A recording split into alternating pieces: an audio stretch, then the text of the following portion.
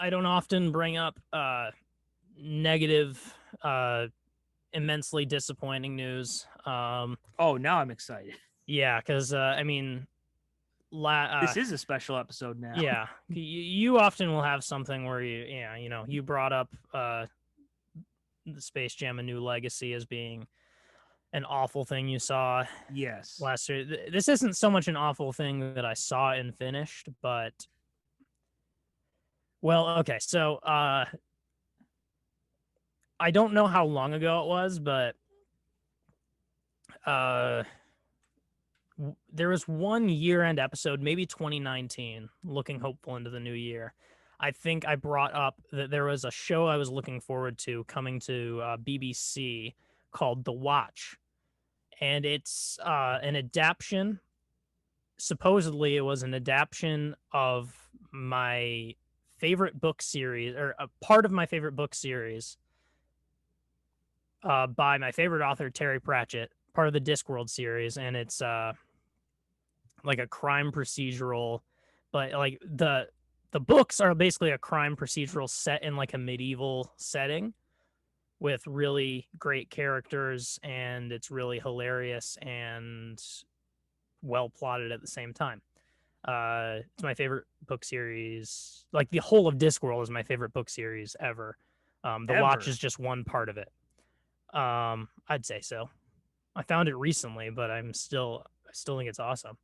Um, and so I was excited about this new show. There's never been, I would say, never been a good adaptation of any of Terry Pratchett's Discworld stuff. Um, so I was like, maybe this is the one. And oh, here we go. Yeah. So so I don't even know where to I was not, a lot of people, apparently there's controversy leading up to it that like people didn't like some of the casting choices and stuff. I don't care about that. I was never disappointed in any of that. But seeing the trailers and the beginning of this show, because I will not bring myself to watch the whole season. How many episodes is it? Like 8? I have no idea. Um this is like, calling this an adaptation of the Watch series of books is like a complete joke. Like there's not a sliver of what those books are in this at all. First of all, it's not in a medieval setting at all. It's Um, very current. yeah, it's almost like cyberpunk kind of stuff. And like there's so many things where it's like on their own, I wouldn't necessarily criticize this. Like you could have made a good show where you changed the setting and overall kept everything else the same. But like this is like some completely different weird cyberpunk crap with the first names kept the same from the books. Um it really feels like it has nothing to do with the books at all. It just like is a blatant disregard of the work. I have some quotes from and fans of this are of course just overwhelmingly disappointed by this. Uh, but I have some quotes. Terry Pratchett, and Terry Pratchett passed away in 2015, I believe. So Terry Pratchett got like no mention by the creator of this series towards the like ending of filming. So I don't even know if they give a crap about the work to begin with. Terry Pratchett's daughter, Rihanna Pratchett, came out and said it shares no DNA with my father's watch. So just people related to it straight up disavowing it practically. And friend and co-writer for Good Omens, there's a book called Good Omens written by Terry Pratchett and Neil Gaiman.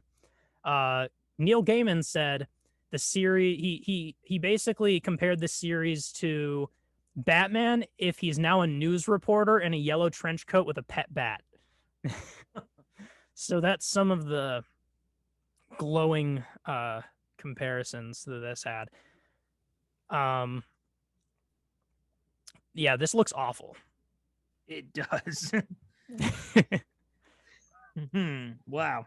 So there, how high were your hopes for it? I mean, they weren't necessarily high. Like, this is something I just don't know if any. I have a hard time imagining anyone getting it right in a live action thing.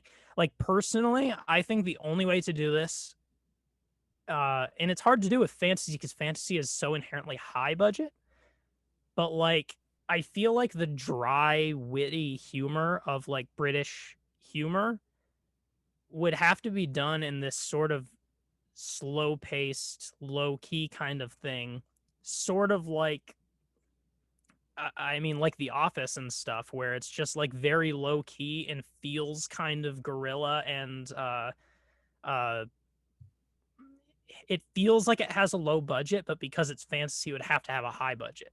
Yeah. So they'd have to hit this point where the comedic acting is just right, where people can deliver lines very dry and like the Discworld series, like it wouldn't be like this actiony over the top thing until it needs to be like at the climaxes of the stories. I feel like it would need to be just low key enough, but given the care and attention and budget of something like a fantasy world has.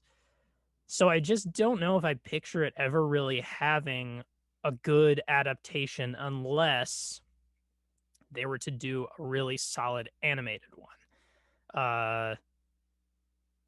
Um, even something I don't think the watch would work for this, but something stop motion would be really great for. Oh, you know what? Let me check. I forgot about this news, but there's a Terry Pratchett book called The Amazing Maurice. I'm trying to see what there was a movie announced about this.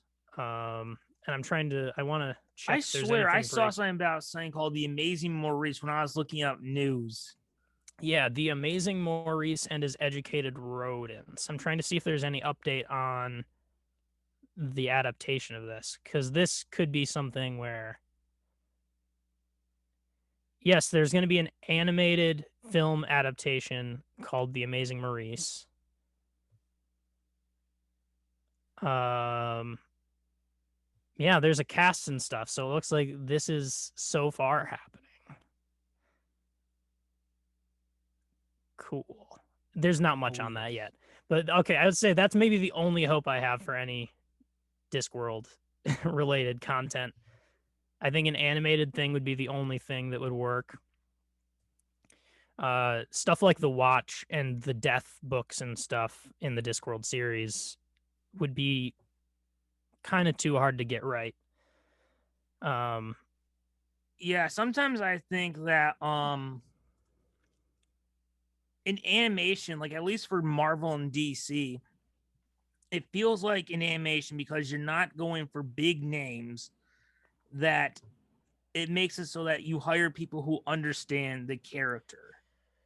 Yeah, I mean that's one way. It kind of looks like they did get sort of Hugh Laurie is Maurice in this. So I mean that's at least in British TV, that's a pretty big name. But it's not like the creative side, like the writers, directors. Oh, I gotcha. Yeah. Like Bruce Timm knows more about Batman than Tim Burton or Christopher Nolan. Yeah. Yeah.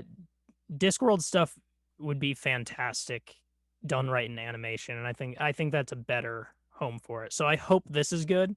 I have more hope for this than The Watch, but we saw how The Watch went. Complete, just blatant disregard for the source material, and things that adapt books don't even have to necessarily be like it that much. Yeah. A lot of people would argue. A lot of people would argue, and including Stephen King himself, that the movie adaptation of The Shining is just like practically nothing like the book.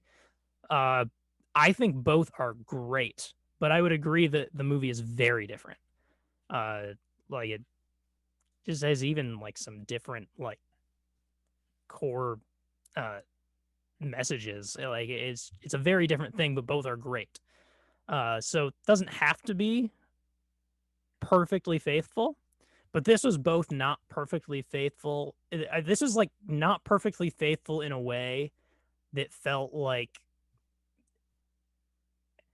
it's hard to explain. Like it was so off base to the source material that it like the Neil Gaiman thing. It's like uh, doing a different take on Batman is one thing, but if Yeah. Batman's wearing a yellow trench coat and has a pet bat, like there's just thing. It's just like, whoa, where did that come from?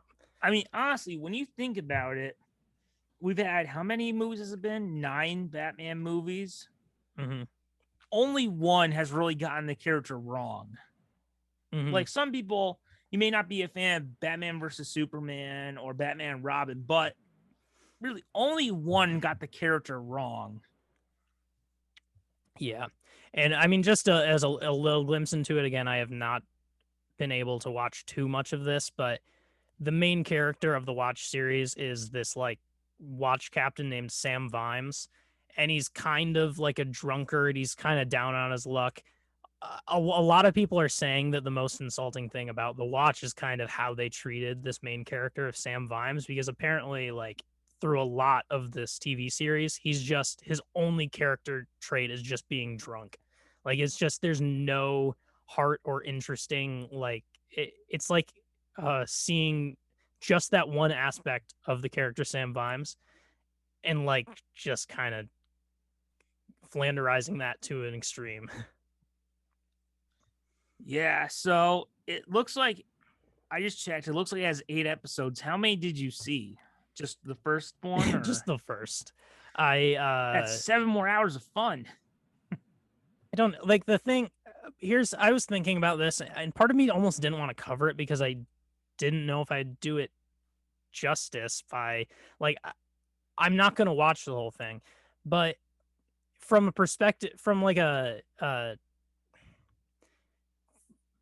the perspective of someone really looking forward to it, and then seeing that they just utterly didn't adapt the thing, like I don't feel like I even need to watch it anymore. Like, why do I need to waste my time watching it? Like, they utterly didn't adapt the thing that I was looking forward to.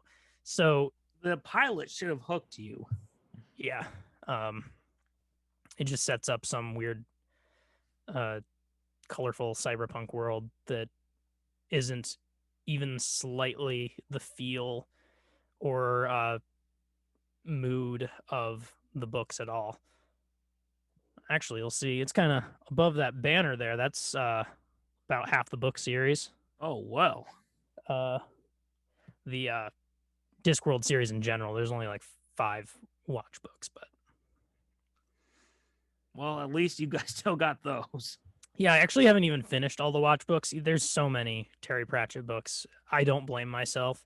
I've read like I want to say like I think the last I checked it was like 18. Like I've read a lot of Terry Pratchett books, but I think there's 44 Discworld books or something. So haven't even gotten halfway. But yep, that's that.